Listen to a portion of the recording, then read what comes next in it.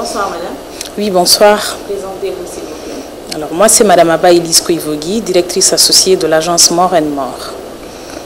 Madame, lors du dernier conseil des ministres, le président de la République a fait une annonce dans laquelle il suggère à ce qu'une commission soit mise en place afin de nettoyer le fichier administratif guinéen qui selon lui est imbibé de personnes qui ne doivent pas y être dans la fonction publique guinéenne. Selon vous, quel est votre avis sur l'administration publique guinéenne? Alors, l'administration publique guinéenne est quand même cette institution qui est pourvoyeur de beaucoup d'emplois, qui absorbe pas mal de jeunes universitaires sortants. Alors, si aujourd'hui, faute du fait qu'il y a un écart de laxisme de la part de certains inspecteurs dans la gestion de ce personnel, dans le respect du code éthique professionnel qu'il faut, on se retrouve avec beaucoup d'anomalies. Ce qui ne devrait pas être le cas parce que dans tous les départements, en dehors même de la fonction publique, dans tous les départements ministériels, il y a des ressources humaines, il y a une direction chargée des ressources humaines. Donc, le problème d'effectifs n'aurait pas dû être un problème. Selon vous, ces personnes qui font l'usage de faux documents pour intégrer l'administration publique, est-ce la bonne solution? Alors, faire usage de faux documents pour intégrer l'administration publique, malheureusement, ça se fait, mais ça ne devrait pas. Et même si quelqu'un tentait de le faire, vu qu'on a des inspecteurs d'État, des commis d'État qui sont là pour cela, ce n'est pas un fait qui devrait être là. Parce que ces personnes qui entrent de façon frauduleuse à la fonction publique vont augmenter les écarts qu'il y a encore dans la gestion du personnel de l'administration publique.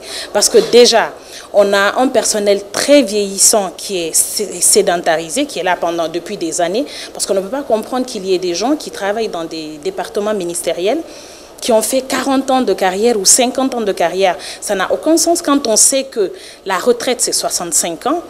Et en plus, nous le savons tous qu'aucun cadre de l'administration, c'est un défaut d'ailleurs de l'administration publique, ne fait sa cotisation sociale.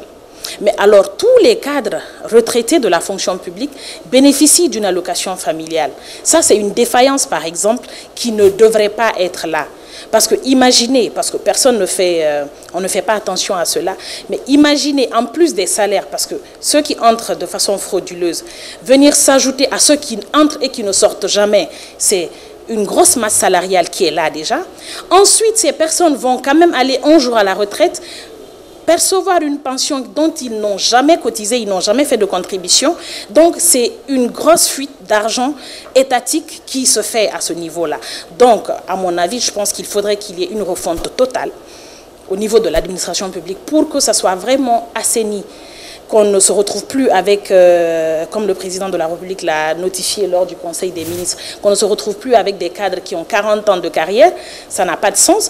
Et aussi qu'on ne se retrouve pas avec du personnel, des fonctionnaires qui ne sont pas passés par la procédure normale.